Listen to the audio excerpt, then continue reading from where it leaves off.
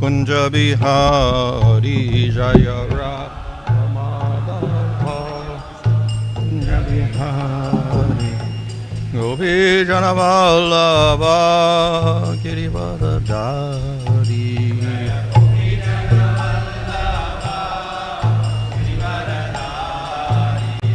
Vyasodanandana Brajajana Ranjana Ramunatira Vanacharija Jaya Radha Madhava Kunja Bihari Jaya Radha Madhava Kunja Bihari Hare Krishna Krishna Krishna Hare Hare Hare Rama Rama Rama Hare Hare Hare Krishna Krishna Krishna Hare Hare Hare Rama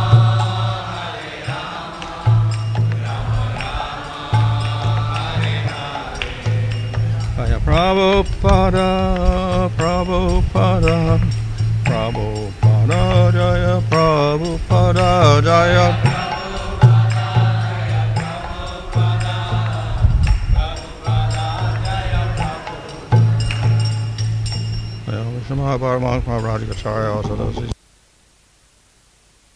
Prabhupada ki jai, Namachar Haridas Thakur ki jai. Prem Sagaha Sri Krishna Chaitanya Prabhu Nityananda Sri Advaita Gadadhar Krishna Gaur Bhakta Vrinda Ki Jai Sri Sri Radha Krishna Gopa Gopida Shama Kunda Radha Kutta Giri Govardhan Ki Jai Sri Vrindavan Ki Jai Navadhan Ki Jai Gang Jamuna Tulsi Bhakti Devi Ki Jai Ananda Koti Vaishnava Vrinda Ki Jai Samaveta Bhakta Vrinda Ki Jai Go Premanandi All glories to some of the devotees, all glories to some of the devotees, all glories to some of the devotees, all glories to Shri Guru and Shri Granga, all glories to Shri Prabhupada. Om Namo Bhagavate Vasudevaya.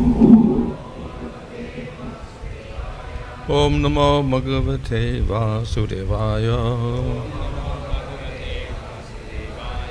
Om Namo Bhagavate Vasudevaya. Om Vishnu Padaya Krishna Prishthaya Bhutale Śrīmate Bhakti-Vedānta-Swāmī Niti Namane Namaste Saraswata Deve Gauravani Pracharane Nirvashesha Shunyavani Paschatadishatarane Shri Krishna Chaitanya Prabhu Nityananda Sri Advaita Gadadhar Śrīvasadi Gaur Bhakta Vrinda Hare Krishna Krishna Krishna Hare Hare Hare Rama Rama Rama Hare Hare. Reading from Śrīmad Bhāgavatam Canto 1 Chapter 1 Verse 7. Yāni veda-vidāṁ śreṣṭho bhagavān Bādarāyaṇaḥ anye munayaḥ sutta parāvara-vido viduḥ.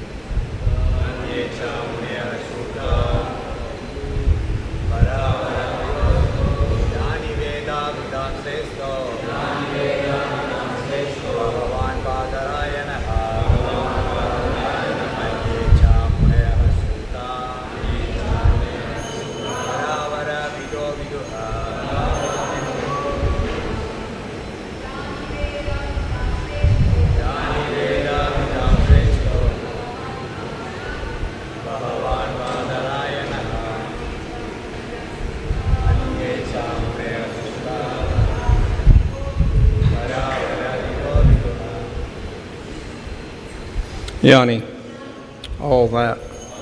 Veda-vidāṁ, scholars of the Vedas. Śreṣṭha, seniormost.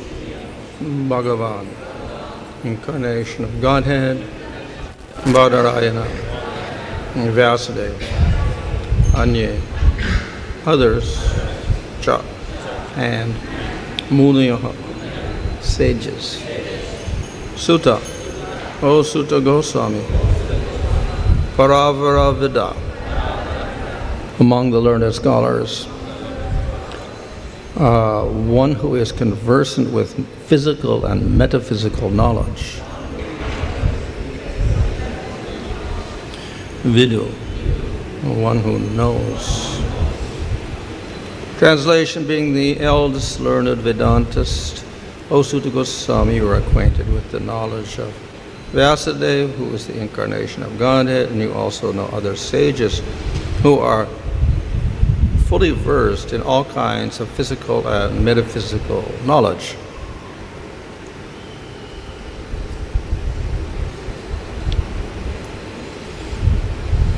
Purport: Śrīmad-Bhāgavatam is a natural commentation on the Brahma-sūtra or Bādarāyaṇi Vedānta-sūtras. It is called natural because Vyāsadeva is author of both the Vedānta-sūtra and Śrīmad-Bhāgavatam, or the essence of all Vedic literatures. Besides veda-vidāṁ, there are other sages who are the authors of 6 different philosophical systems, namely Gautama, Kanada, Kapila, Patanjali, Jaimini and Aṣṭāvakra. Theism is explained completely in the Vedānta-sūtra, whereas in other systems of philosophical speculation, practically no mention is given to the ultimate cause of all causes. One considers the Vyāsadeva only after being conversant in all systems of philosophy, so that one can present fully the theistic views of the Bhagavatam and defiance of all other systems. Śrīla Sūta Gosvāmī was the proper teacher, and therefore the sages of Naimisharanya elevated him to the Vyāsadeva. Śrīla Vyāsadeva is designated here as the personality of God because he is the authorized, empowered incarnation.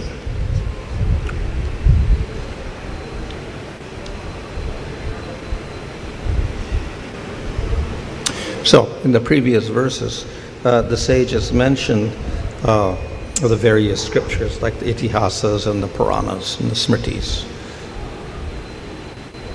முந்தைய பதங்களில் முனிவர்கள் இதிகாசங்கள், புராணங்கள், ஸ்மிருதி போன்ற சாஸ்திரங்களை பற்றி குறிப்பிட்டார்கள். And of course they say that Sūta Gosvāmī has studied all of these things and explained them as well. சூத கோஸ்வாமி அவர்கள் இவை அனைத்தையும் படித்து இதை பற்றி விளக்கங்கள் தந்துள்ளார். But what are these scriptures? ஆனால் இந்த சாஸ்திரங்கள் என்ன?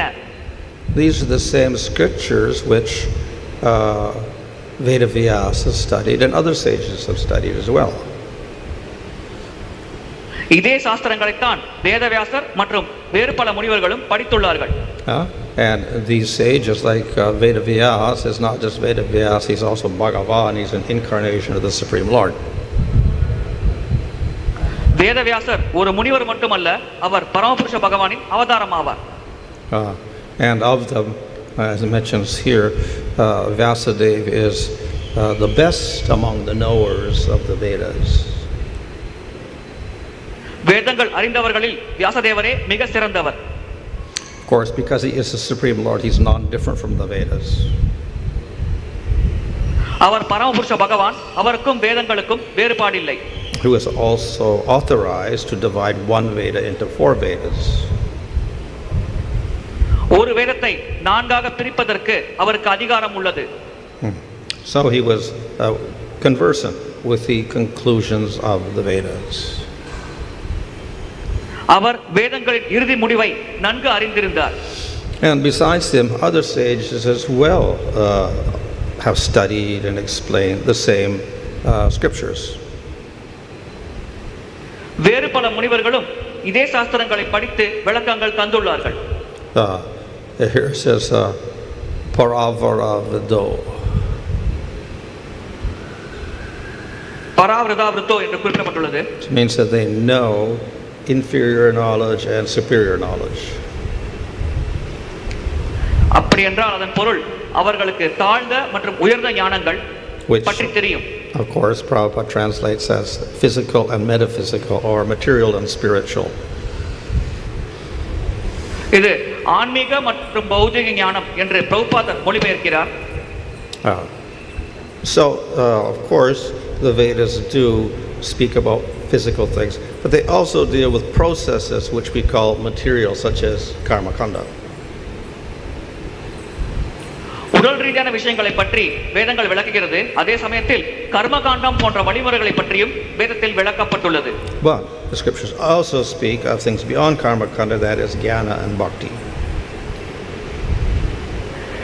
கர்மகாண்டத்திற்கு அப்பாற்பட்ட நிலையில் இருக்கும் ஞானம் மற்றும் பக்தி மார்க்கங்களை பற்றியும் சாஸ்திரங்கள் விளக்குகிறது.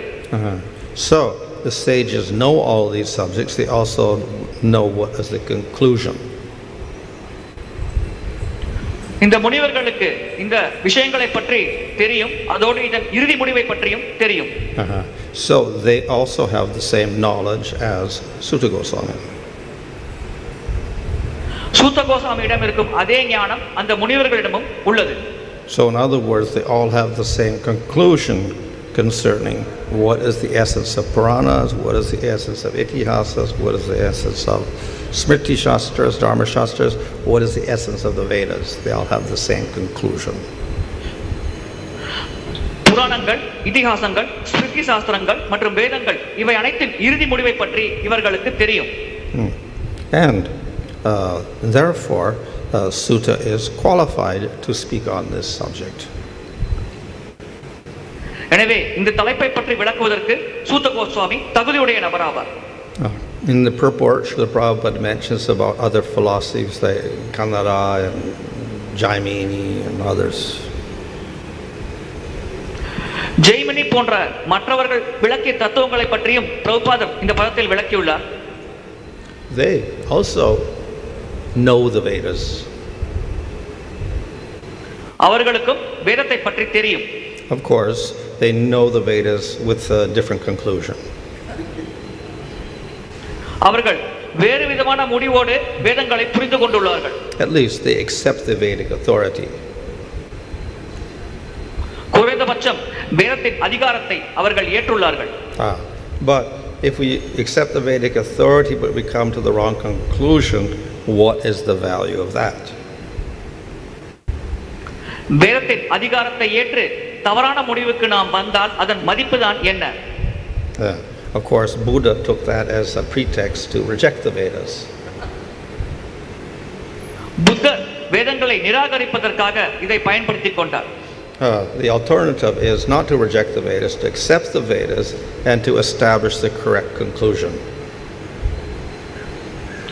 உண்மையான நோக்கம் வேதங்களை நிராகரிப்பதல்ல, வேதங்களை ஸ்தாபித்து அதன் உண்மையான நோக்கத்தை ஸ்தாபிப்பது. So in that, with that goal in mind, even Shankaracharya had a role to play. இந்த இலக்கை மனதில் வைத்துத்தான் சங்கராச்சாரியாரும் செயல்பட்டார். His goal was at least let the people accept the Vedas. அவரின் இலக்கு குறைந்தபட்சம் மக்கள் வேதங்களை ஏற்க வேண்டும். But as I said, what is the acceptance of the Vedas if we have the wrong conclusion?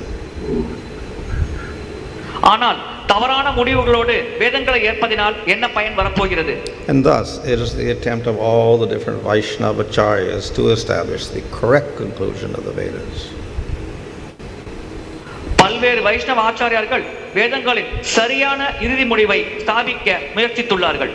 To do that, they have to reject all these other philosophies. அதை செய்வதற்கு மற்ற தத்துவங்களை அவர்கள் நிராகரிக்க வேண்டியுள்ளது. So what they do is they don't reject all of their philosophy, but they do reject the conclusions. அவர்கள் முழுமையாக தத்துவங்களை நிராகரிக்கவில்லை, மாறாக தத்துவங்களின் இறுதி முடிவுகளை நிராகரித்துள்ளார்கள்.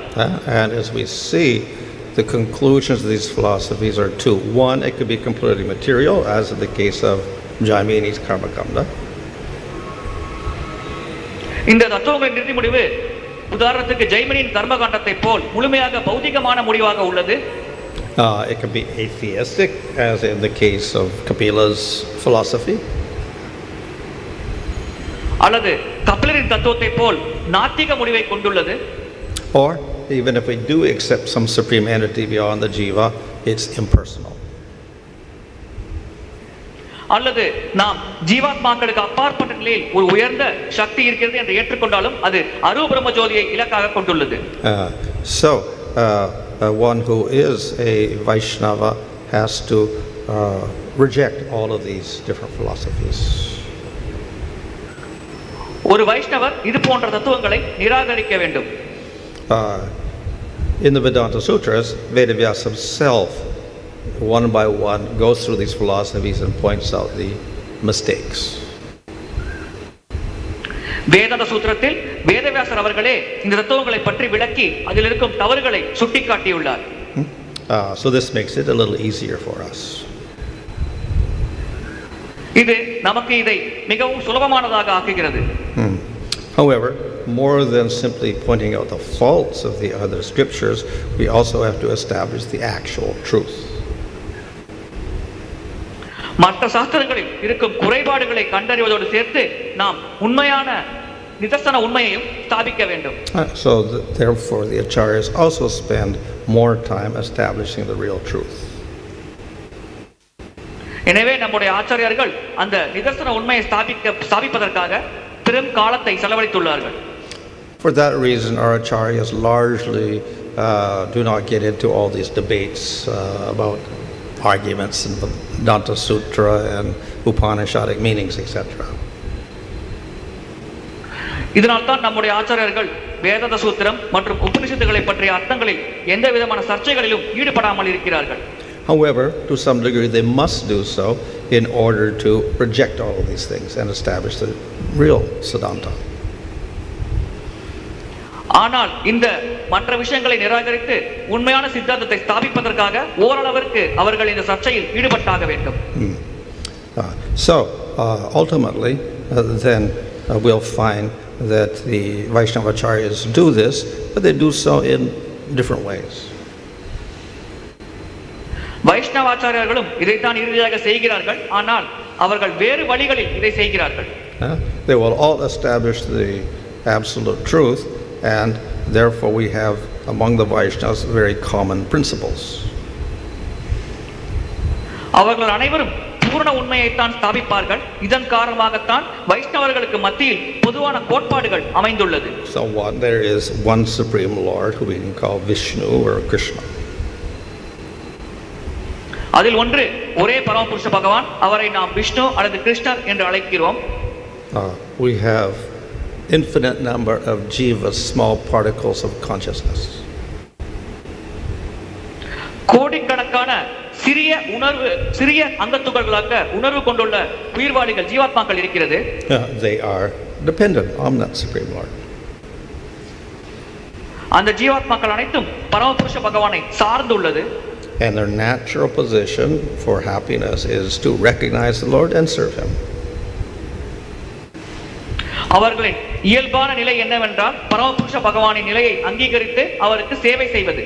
So this is the common acceptance of principles by all the Vaishnava acharyas. இதை அனைத்து வைஷ்ணவ ஆச்சாரியர்களும் ஏற்றுள்ளார்கள். And they give ample proof to show this is the conclusion of Vedānta-sūtras, which is the conclusion also of the Upanishads, which is the conclusion of the Vedas. வேதங்களின் முடிவு உபனிஷத்துகளின் முடிவு வேதாந்த சூத்திரம், அந்த வேதாந்த சூத்திரத்தின் முடிவு இதுதான் என்று நம்முடைய ஆச்சாரியர்கள் விளக்கியுள்ளார்கள். And you can say conclusion of the itihasas and the Puranas, Smritis as well. இதுதான் இதிகாசங்கள், புராணங்கள் மற்றும் ஸ்மிருதிகளின் இறுதி முடிவாகவும் உள்ளது. And a second principle that the Vaishnava acharyas accept is that the Lord uses material energy, one of his shaktis, to create the material world, which is also real. பகவான் தன்னுடைய சக்திகளில் ஒன்றான பௌதிக சக்தியை பயன்படுத்தி உண்மையான பௌதிக உலகத்தை படைக்கிறார் என்ற கோட்பாட்டையும் வைஷ்ணவ ஆச்சாரியர்கள் ஏற்றுள்ளார்கள். And some of the jivas get bewildered by this energy and they become conditioned or bound up, baddha. சில ஜீவாத்மாக்கள் இந்த சக்தியால் திகைப்படைந்து அவர்கள் கட்டுண்ட நிலையில் பக்தர்களாக வாழ்கிறார்கள். And some jivas not affected by this energy, they are mukta or liberated from it. இந்த சக்தியால் பாதிப்படைய ஜீவாத்மாக்கள் முக்தர்களாக விடுதலை அடைந்து உள்ளார்கள். So all the Vedic acharyas or the Vaishnava acharyas also accept them. அனைத்து வைஷ்ணவ ஆச்சாரியர்களும் இதை ஏற்றுள்ளார்கள். Nevertheless, there's also some differences. இருப்பினும் சில வேறுபாடுகளும் உள்ளது. So the differences will mainly be the method of argumentation to establish the supremacy of Supreme Lord. பரமபுருஷ பகவானின் உயர்ந்த நிலையை ஸ்தாபிப்பதற்காக ஒருவர் செய்யும் வாதத்தில்தான் அந்த வேறுபாடு உள்ளது. Another difference is the way they explain the relationship of the Lord to material world. மற்றொரு வேறுபாடு பகவானுக்கும் பௌதிக உலகத்திற்கும் உள்ள தொடர்பை பற்றி விளக்கும் பொழுது காணப்படுகிறது. And another difference is who they will accept as the supreme form of bhagavān. யாரை பரமபுருஷ பகவானின் உயர்ந்த வடிவமாக ஏற்பது என்பதில் மூன்றாவது வேறுபாடு உள்ளது. Some will accept Vishnu as a supreme form. We accept Krishna as a supreme form. சிலர் விஷ்ணுவை உயர்ந்த வடிவமாக ஏற்றுக்கொள்கிறார்கள். நாம் கிருஷ்ணரை தான் உயர்ந்த வடிவமாக ஏற்கிறோம். Not only the followers of Lord Chaitanya, also Vallabha Sampradaya and Nabarkas also say Krishna supreme. Vallabha சம்பிரதாயத்தை சேர்ந்தவர்கள் மற்றும் சைத்தன்ய மகாபிரபு பின்பற்றுபவர்கள் அனைவரும் கிருஷ்ணர் தான் உயர்ந்தவர் என்று ஏற்றுக்கொள்கிறார்கள். In one sense, there is no controversy here because ultimately it is one supreme Lord. ஒரு விதத்தில் இங்கே எந்த முரண்பாடும் இல்லை, ஏனென்றால் இறுதியாக ஒரே பரமபுருஷ பகவான் தான் உள்ளார். So the only difference is we say that as Krishna, Bhagavan displays some more attractive qualities. ஒரே வித்தியாசம் என்னவென்றால் பகவான் கிருஷ்ணரின் ரூபத்தை கொண்டிருக்கும் பொழுது சில கவர்ச்சிகரமான இயல்புகளையும் தன்மைகளையும் கொண்டுள்ளார். And ultimately it means that the rasa that is displayed with Krishna is slightly more varied and intense. இதன் பொருள் கிருஷ்ணரோடு ஒருவர் கொண்டிருக்கும் உறவுமுறையில் உள்ள ரசமானது சற்று மாறுபட்டும் தீவிரமாகவும் உள்ளது. So we can say philosophically these are details. இதுதான் தத்துவம் சார்ந்த விளக்கங்களாகும். However, in terms of the jiva's experience, they're also important. ஆனால் ஜீவாத்மாக்களின் அனுபவங்களை அடிப்படையிலும் அது முக்கியத்துவம் வாய்ந்ததாக கருதப்படுகிறது. Chaitanya Mahaprabhu wants the jivas to get the highest happiness, so therefore he says, you worship Krishna. ஜீவாத்மாக்கள் மிக உயர்ந்த ஆனந்தத்தை பெற வேண்டும் என்று சைத்தன்ய மகாபிரபு ஆசைப்பட்ட காரணத்தினால் தான் அவர் கிருஷ்ண வழிபாட்டை பரிந்துரை செய்தார். So in that sense, because of his great mercy, Lord Chaitanya encourages everyone to worship that form of Krishna who manifests all wonderful rasas. அவருடைய காரணமற்ற கருணை காரணமாக அந்த அற்புதமான ரசங்களை வெளிப்படுத்தும் கிருஷ்ண வடிவத்தை வழிபடுமாறு அவர் மக்களுக்கு உபதேசம் செய்தார். So it is that concept of Krishna being the display of all rasas which is presented in Śrīmad-Bhāgavatam. கிருஷ்ணர் தான் அனைத்து ரசங்களையும் வெளிப்படுத்துகிறார் என்ற ஒரு விஷயம்தான் பாகவதம் முழுவதும் நமக்கு கற்பிக்கிறது. So we accept that as the final conclusion of the Vedas. அதைத்தான் வேதங்களின் இறுதி முடிவாக நாம் ஏற்கிறோம். So though we have the Puranas and Itihasas and Smritis explaining the Vedas, ultimately the final conclusion comes in Śrīmad-Bhāgavatam. புராணங்கள், இதிகாசங்கள் மற்றும் ஸ்மிருதிகள் வேதங்களை பற்றி விளக்கங்களை தந்தாலும் இறுதியான முடிவு பாகவதத்தில் வழங்கப்பட்டுள்ளது. And therefore we accept Bhagavatam as the most useful scripture for deriving that conclusion. அந்த இறுதியான முடிவுக்கு வருவதற்கு பாகவதம் மிகவும் பயனுள்ள சாஸ்திரம் என்று நாம் ஏற்கிறோம். So the sages of Naimisaranya were inquisitive with some general questions and some specific questions. பொதுவான கேள்விகள் மற்றும் சில குறிப்பிட்ட கேள்விகள் என்று நைமிஷாரண்ய முனிவர்கள் இந்த கேள்விகளை கேட்க மிகவும் ஆர்வமாக இருந்தார்கள். Particularly about what is the essence of everything and what to do in Kali Yuga. குறிப்பாக அனைத்தின் சாரம் என்ன, கலியுகத்தில் ஒருவர் என்ன செய்ய வேண்டும் போன்ற கேள்விகளை கேட்பதில் ஆர்வமாக இருந்தார்கள். And the answer to both these questions is worship Krishna. இந்த இரண்டு கேள்விகளுக்கான பதில் பகவான் கிருஷ்ணரை வழிபடுவது. So therefore the Śrīmad-Bhāgavatam supplies an answer to all the questions of the sages, and it gives a conclusion to all the Vedic literatures. இந்த முனிவர்களின் அனைத்து கேள்விகளுக்கான விடைகளும் அனைத்து வேத சாஸ்திரங்களின் இறுதி முடிவையும் ஸ்ரீமத் பாகவதம் நமக்கு வழங்குகிறது. And if we study and explain this literature, then we do great service to Chaitanya Mahaprabhu. இந்த சாஸ்திரத்தை படித்து நாம் மற்றவர்களுக்கு அதை விளக்கினால் நாம் செய்யும் சேவை சிறப்பான சேவையாக சைத்தன்ய மகாபிரபுவால் கருதப்படுகிறது. So by doing this, we are carrying on this tradition of passing on the conclusion of the Vedas. இதை செய்வதன் மூலமாக வேதங்களின் இறுதி முடிவை அடுத்த தலைமுறைக்கு வழங்கும் ஒரு சேவையை நாம் செய்கிறோம். Prabhupada mentions in the purport we should know all these different philosophies. பிரபுபாதர் குறிப்பிட்டுள்ளார் நாம் அனைத்து தத்துவங்களை பற்றியும் புரிந்திருக்க வேண்டும் என்று. However, if we know the Bhagavatam, we know the conclusion. So this surpasses all those philosophies. ஆனால் பாகவதத்தை நாம் புரிந்து கொண்டால் நாம் இறுதி முடிவை பற்றி புரிந்து கொள்ளலாம். இது மற்ற தத்துவங்களை விட உயர்ந்த நிலையில் இருக்கிறது. Fortunately, most of these philosophies are not followed by anyone in the modern world. துரதிர்ஷ்டவசமாக நவீன உலகத்தில் வாழும் மக்கள் இந்த தத்துவங்களை பின்பற்றுவதில்லை. 500 years ago or 1000 years ago, yes, they had very serious adherence to these different groups. 500 ஆண்டுகளுக்கு முன்னதாக 1000 ஆண்டுகளுக்கு முன்னதாக இதை மக்கள் தீவிரமாக கடைபிடித்தார்கள். And therefore Vedānta-sūtra makes a point to refute all these different philosophies. எனவே வேதாந்த சூத்திரத்தில் இந்த பல்வேறு தத்துவங்கள் நிராகரிக்கப்பட்டுள்ளது. Of course, in the Bhagavatam we will find refutation of these different philosophies also. பாகவதத்திலும் இந்த தத்துவங்களை நிராகரிக்கப்படுவதை நாம் பார்க்கலாம். But even if we don't know all these philosophies, if we know the conclusion, then this is what we should present to people. நமக்கு பல தத்துவங்களை பற்றி தெரியாமல் இருந்தாலும் இறுதி முடிவை பற்றி தெரிந்திருந்தால் அந்த இறுதி முடிவை நாம் மக்களுக்கு வழங்க வேண்டும். Because they are also not familiar with all these different philosophies.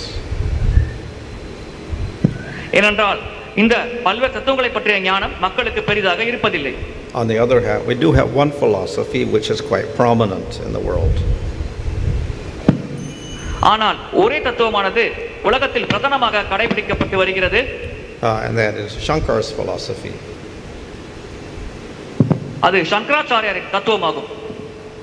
So we see that Prabhupada does spend a lot of time refuting that philosophy. பிரபுபாதர் பெரும்பாலான நேரத்தை அந்த சங்கராச்சாரியின் தத்துவத்தை நிராகரிப்பதிலும் மறுப்பதிலும் செலவழித்துள்ளார். So even if we don't know all the philosophies, we know something of Shankara's philosophy, then that is acceptable. நமக்கு மற்ற தத்துவங்களை பற்றி தெரியாமல் இருந்தாலும் சங்கராச்சாரியின் தத்துவத்தை பற்றி தெரிந்திருந்தால் அது ஏற்புடையது. At the same time, Chaitanya Mahaprabhu discouraged his devotees from reading Shankara's philosophy. அதே சமயத்தில் சைத்தன்ய மகாபிரபுவை பின்பற்றுபவர்கள் சங்கராச்சாரியின் தத்துவத்தை படிப்பதை அவர் அதிகமாக கண்டித்துள்ளார். So best we don't go into the details of that philosophy, rather we just take whatever Śrīla Prabhupada has explained to us. அந்த தத்துவத்தை பற்றி ஆழமாக படிக்க முயற்சிக்காமல் பிரபுபாதர் தந்த விளக்கங்களை படித்து அதை புரிந்து கொள்ள நாம் முயற்சிக்க வேண்டும். But of course, more than just refuting those philosophies, our main duty is to present the positive aspect, and that is what Bhagavatam is proclaiming. That is the sweet nature of Krishna. அந்த தத்துவங்களை நிராகரிப்பதை காட்டிலும் அந்த மிக சிறந்த விஷயத்தை நாம் மக்களுக்கு வழங்குவதே பிரதானமான விஷயமாக கருதப்படுகிறது. இதுதான் பாகவதத்தில் நமக்கு வழங்கப்பட்டுள்ளது, அதாவது பகவான் கிருஷ்ணரின் இனிமையான இயல்பு. Hare Krishna.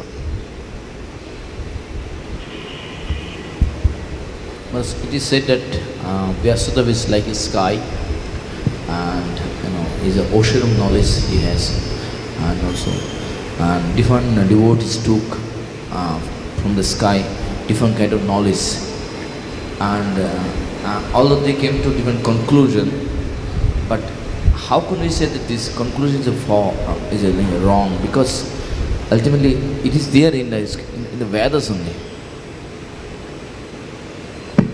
வியாசதேவர் ஞானத்தின் ஞான கடல் போன்றவர், ஆகாயத்தை போன்றவர். பல்வேறு முனிவர்கள் அவரிடமிருந்து வழித்தோன்றலாக வந்து பல்வேறு முடிவுகளுக்கு வந்துள்ளார்கள். எனவே இவர்கள் அனைவரும் அவரை பின்பற்றும் காரணத்தினால் அந்த முடிவுகள் தவறு என்று நாம் எப்படி கூறுவது?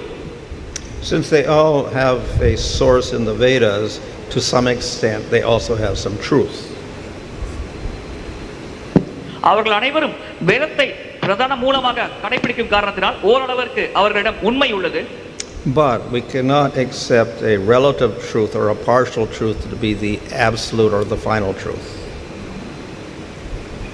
ஆனால் பகுதி உண்மையையோ அல்லது சார்புடைய உண்மையையோ இறுதியான உண்மையாகவோ அல்லது பூர்ண உண்மையாகவோ நாம் ஏற்க முடியாது. So thus, karma kanda is acceptable because it's part of the Vedas. It's not the final goal. கர்மகாண்டம் வேதத்தின் ஒரு பகுதியாக இருக்கும் காரணத்தினால் அது ஏற்கத்தக்கது, ஆனால் அது இறுதியான இலக்கு அல்ல.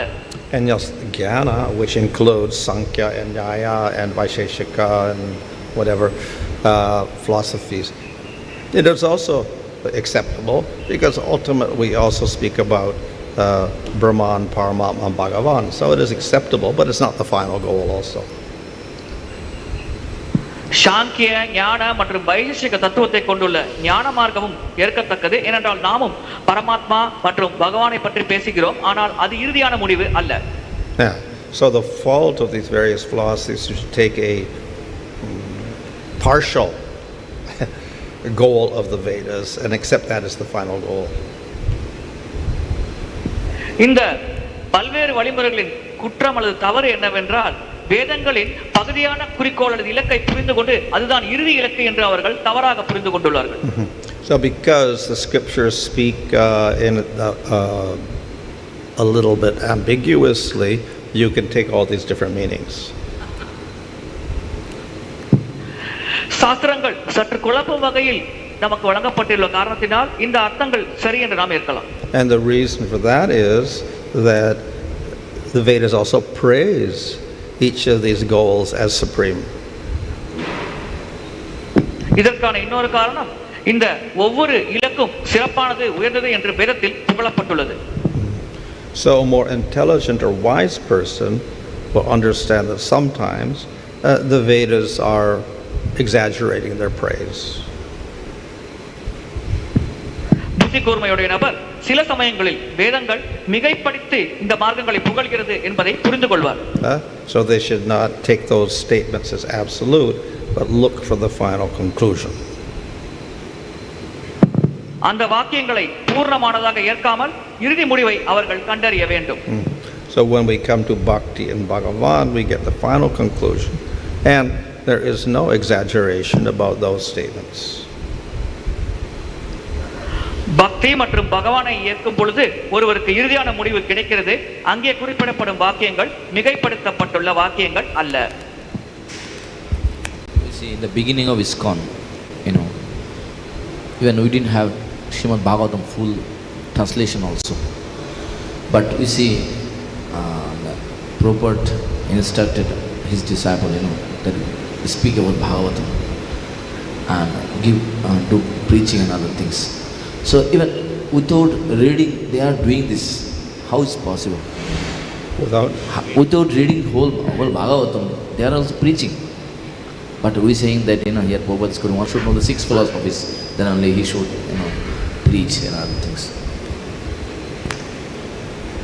6 தத்துவங்கள் தெரிந்தால் மட்டும்தான் ஒருவர் பிரச்சாரம் செய்ய முடியும் என்று பிரபுபாதர் கூறியுள்ளார். எனவே சிலர் பாகவத்தை பற்றி முழு ஞானம் இல்லாமல் பிரச்சாரத்தில் ஈடுபட்டுள்ளார்களே, அவர்களை பற்றி நாம் எப்படி புரிந்து கொள்வது? If we can accept the final conclusion, that's the first step. இறுதியான முடிவை ஏற்பதுதான் முதல் படி. So we can preach the final conclusion, and we don't have the supporting arguments or anything. Well, at least we can preach that. அந்த இறுதியான முடிவை ஆதரிக்கும் வகையில் நம்மகிடம் வாக்கியங்கள் இல்லாவிட்டாலும் குறைந்தபட்சம் அந்த இறுதி முடிவை மக்களுக்கு நாம் பிரச்சாரம் செய்யலாம். Now, of course, it's based simply on our faith. அது ஓரளவிற்கு நம்முடைய நம்பிக்கையின் அடிப்படையில் அமைந்துள்ளது. If there are some intelligent people that know some scripture, they can argue with you and defeat you. சில புத்தி கூர்மையோட நபர்கள் சாஸ்திர ஞானம் கொண்டிருந்தால் அவர்கள் நம்மோடு வாதம் செய்து நம்மை தோற்கடிக்கலாம். So this is the kanishta in the definition given in the Nectar of Devotion. பக்தி ரசாயன சிந்துவில் இது கனிஷ்ட நிலை பக்தர் என்று விளக்கம் தரப்பட்டுள்ளது. So therefore we should have some knowledge, and we can get that knowledge by studying Bhagavatam. எனவே நமக்கு ஓரளவிற்கு ஞானம் இருக்க வேண்டும். அந்த ஞானத்தை நாம் பாகவதத்தை படிப்பதன் மூலமாக பெறலாம். So a person who does have some knowledge, even if it's not complete knowledge, he's better than the person with no knowledge.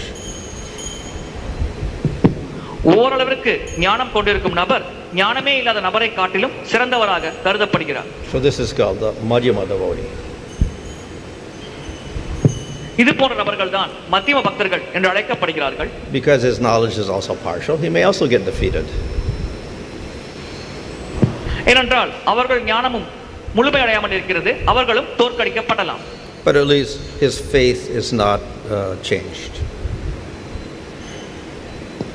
குறைந்தபட்சம் அவர்களின் நம்பிக்கை பலமானதாக இருக்கிறது, மாற்றம் அடையாமல் இருக்கிறது. However, the uttama or superior devotee is one who has deep knowledge of scripture, and he can use his intelligence to figure out the conclusions and argue the conclusions nicely. உத்தம பக்தரானவர் சாஸ்திர ஞானத்தை ஆழமாக கொண்டுள்ளார். எனவே அவருடைய புத்தி கூர்மையை பயன்படுத்தி அவர் வாதங்களில் ஈடுபட்டு மற்றவர்களை தோற்கடிக்கலாம். So he is the most qualified as the preacher. அவர்தான் பிரச்சாரம் செய்வதற்கு மிகவும் தகுதியுடைய நபராக ஏற்கப்படுகிறார். Kali Yuga, people are very short-lived. People are very short-lived. Lifespan is very short. But we have many scriptures. If one just, without reading Śrīmad-Bhāgavatam, if you don't want to read, you can take Veda or Upanishad or Vedānta-sūtra, it seems that he is going to build it. He cannot come to conclusion by reading these scriptures. His life is very short. So is it not that, a scripture is building him?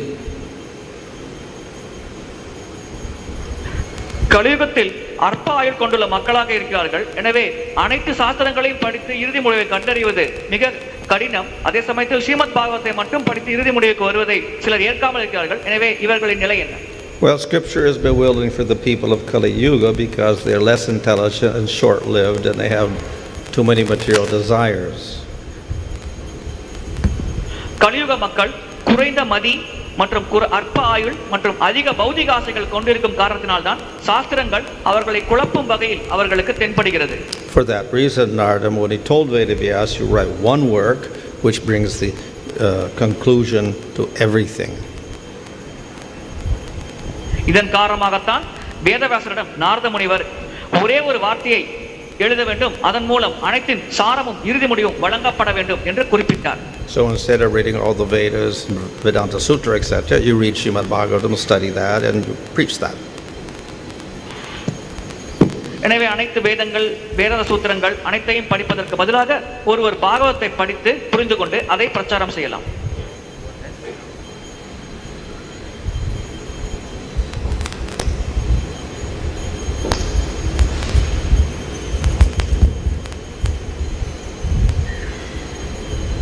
Hare Krishna Maharaj. Garuda Purana, Garuda Purana, it describes the various aspects of Śrīmad-Bhāgavatam.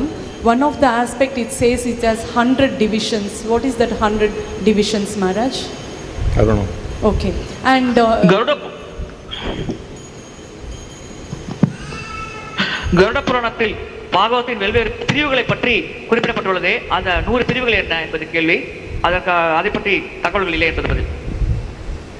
And also Maharaj, it describes like Mahabharata, like when it was weighed with the other itihasas, Puranas and everything, Mahabharata was the weighed the most. Not only weighed, it was like the highest, it was proved by Brahma and other devatas and all that. Is it mainly because of its weight, or because it also states it is the conclusion of, the same conclusion is given in Śrīmad-Bhāgavatam, what is there in Mahabharata. So it has been proved to be the highest of all in Garuda Purana, Maharaj. So why in ISKCON we don't encourage much about the reading of Mahabharata, Maharaj? கருட புராணத்தில் மகாபாரதம் தான் மிக உயர்ந்தது என்று பிரம்மதேவராலும் மற்ற தேவர்களாலும் ஏற்கப்பட்டுள்ளது என்று குறிப்பிடப்பட்டுள்ளது.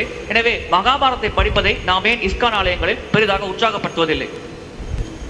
Maharaj, Tattva-sūtra is not mentioned like this. Yeah, it's different completely. In Tattva-sūtra, Jiva Goswami mentioned, you know. Yeah. So his conclusion is wrong, Maharaj. தத்துவ சந்தர்ப்பத்தில் இவ்விதமாக குறிப்பிடப்படவில்லை. ஜீவ கோஸ்வாமி வேறு முடிவை குறிப்பிட்டுள்ளார். எனவே இவர் அடைந்துள்ள முடிவு தவறானதாகும். In online, please.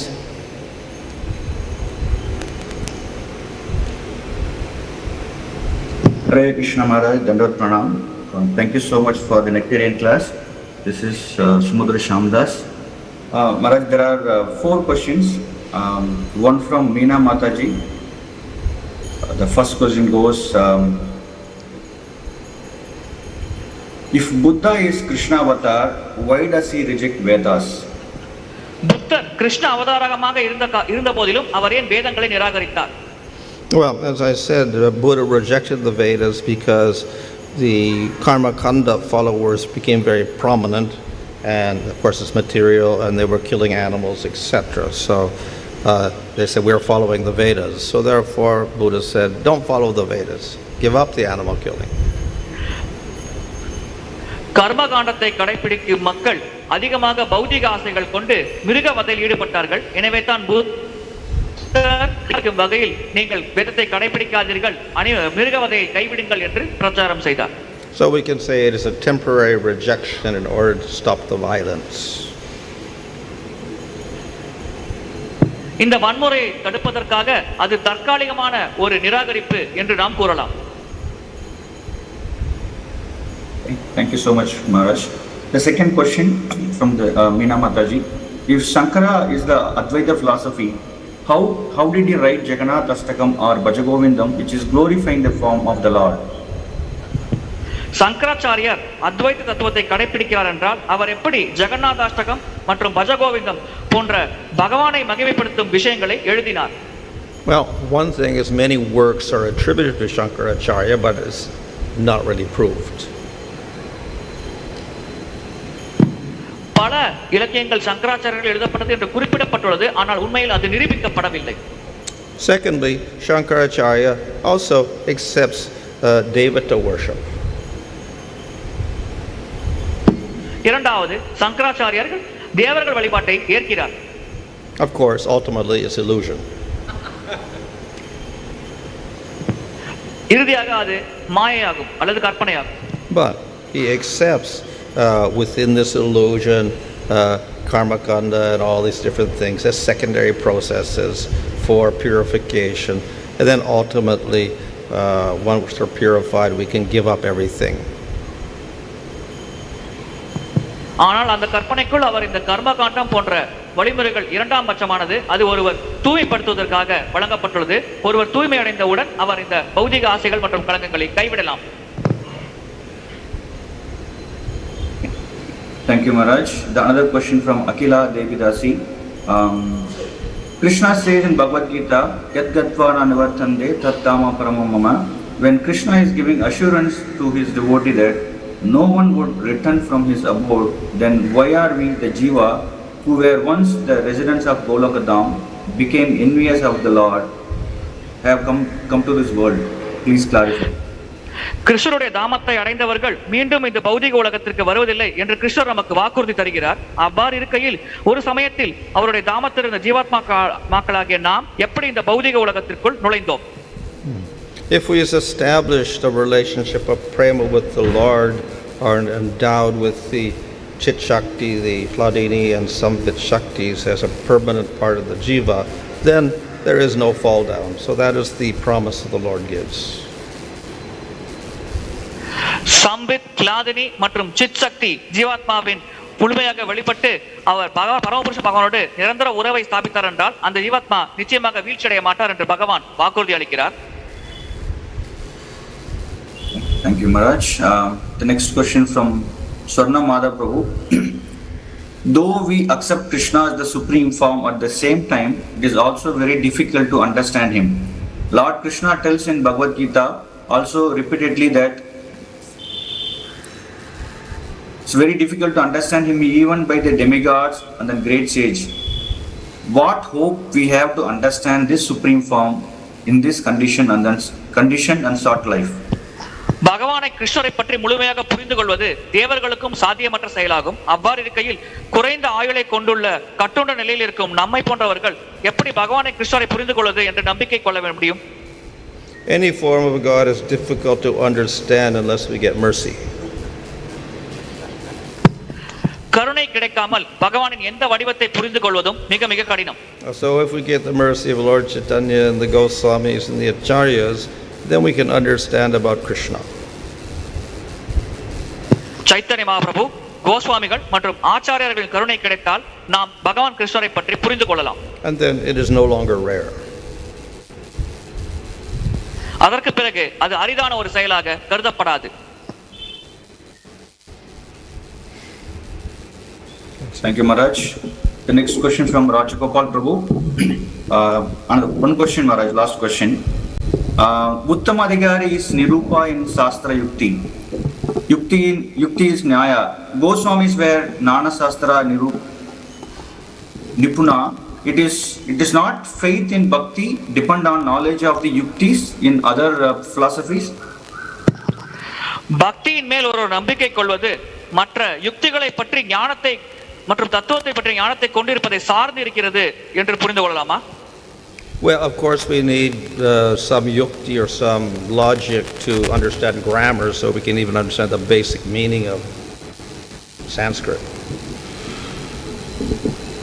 இலக்கணத்தை புரிந்து கொள்ள சில யுக்திகள் மற்றும் வேறு சில அடிப்படை விஷயங்கள் நாம் தெரிந்து கொள்ள வேண்டும். அப்பொழுதுதான் நம்மால் சமஸ்கிருத மொழியை புரிந்து கொள்ள முடியும்.